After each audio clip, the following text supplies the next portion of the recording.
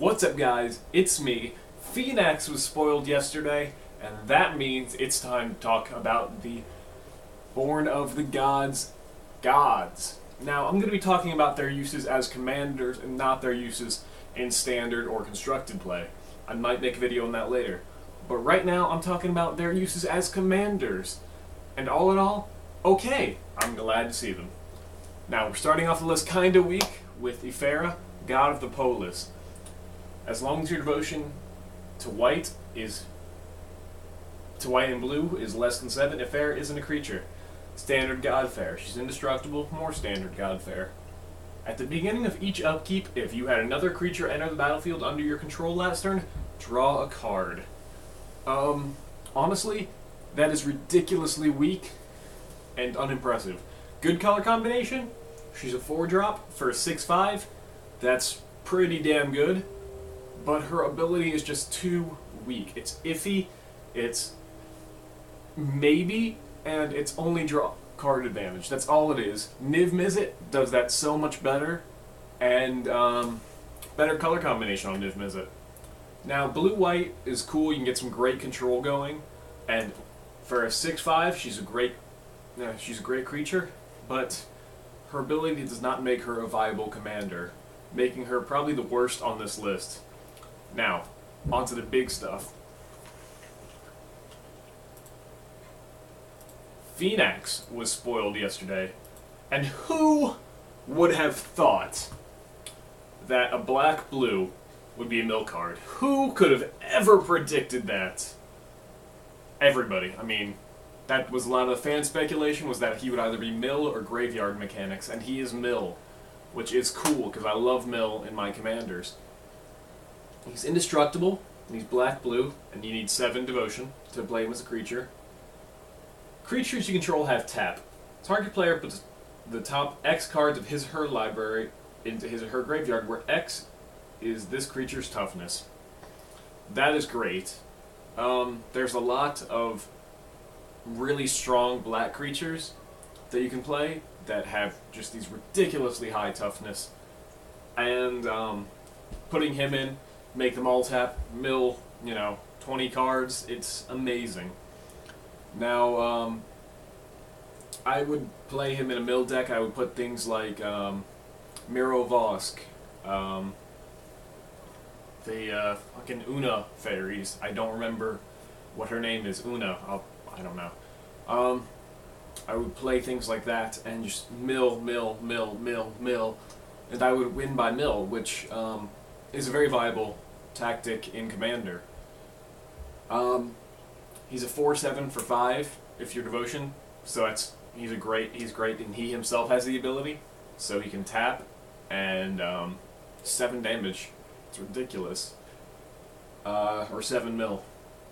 Now, if you're playing blue, you're going to be playing a lot of counters, and you're going to be playing a lot of walls. Walls would be great for a deck like this, because walls have a high toughness, so they can tap and mill X. And you can mix things that untap creatures, and like the new Springleaf Drum that has been spoiled with this.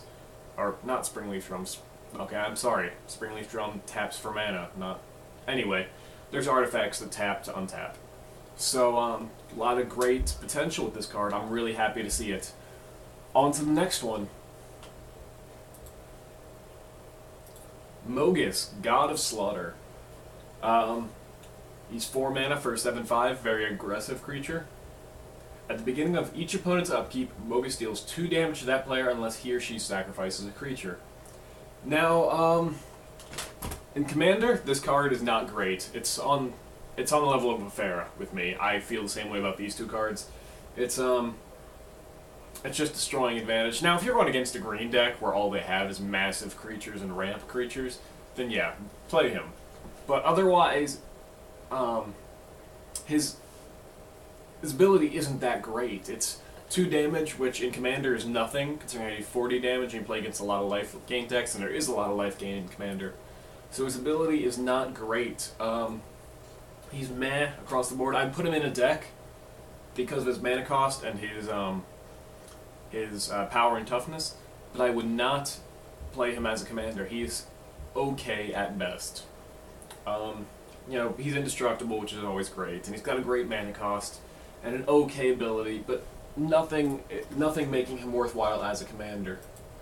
Now we're moving on to the next one, the Xenagos, God of Revels. Yes, this is the same Xenagos as the Reveler.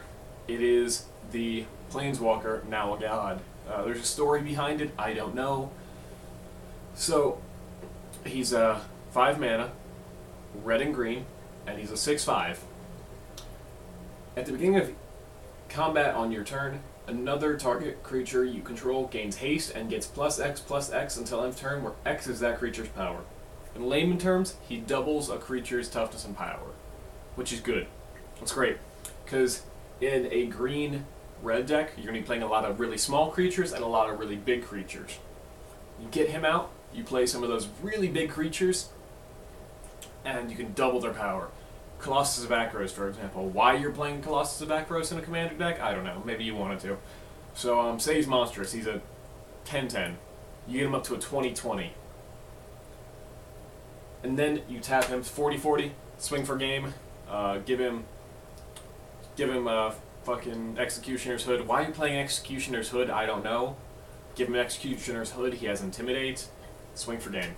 Great deal. Xenagos has a lot of potential if you can play him right, but if you can't, don't. 6/5 for 5 mana, it's okay.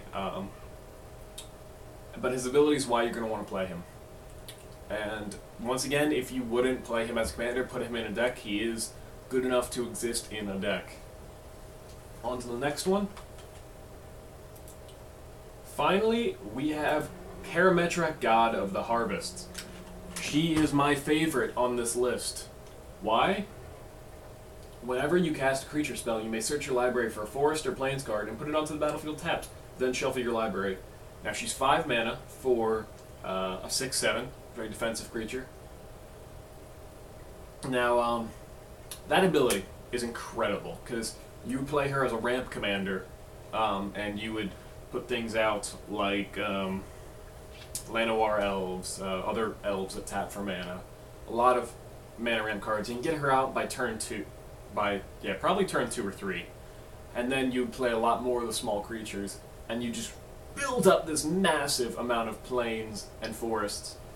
And by turn 5, you've got 20 giants on the field. You've got 20 5/5 worms. You've got just some amazing stuff. And she's a great color combination for populate, so you can play play Advent of the Worm. Sorry, I'm stuck in standard right now. I've got all the standard cards in my head. You can play Advent of the Worm. Put a 5/5 worm token on the field, and then populate it. You've got like 10 more of those out on the field, and then every time one enters, or every time you cast a creature spell, you can just tap. Not tap. Fuck, I can't talk. Can put a forest or plains card on, so by the next turn you'll have even more mana. It's really a great card. It's probably my favorite out of all the commanders, and I don't even like Selesnya colors. So I'm really happy to see that this card exists. I will be building a deck around her. She is amazing. I am really glad. My favorite of the bunch. So after her, I would definitely put Phoenix, because I love Mill, and it's probably my favorite color combination. Below Phoenix, I would probably put Xenagos, for obvious reasons. Xenagos is, not double a creature. Xenagos is, maybe he is double a creature. Oh yeah, Xenagos is double a creature, and below Xenagos, I would put, sorry, I'm so ill-prepared.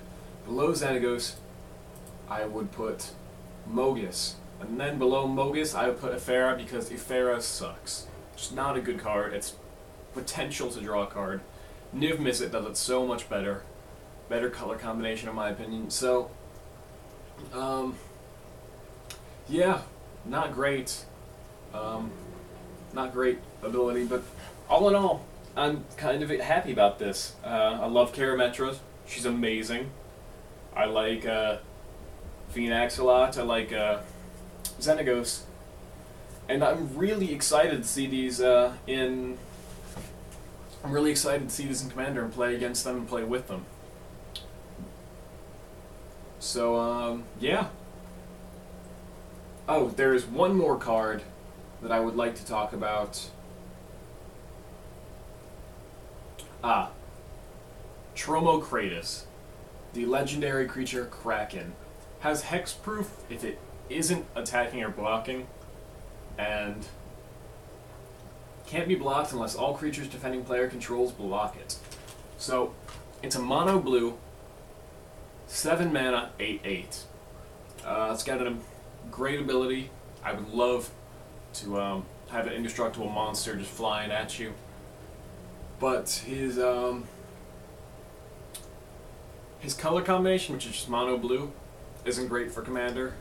His mana cost isn't great, and his power and toughness could be better if for his ability. So he's okay.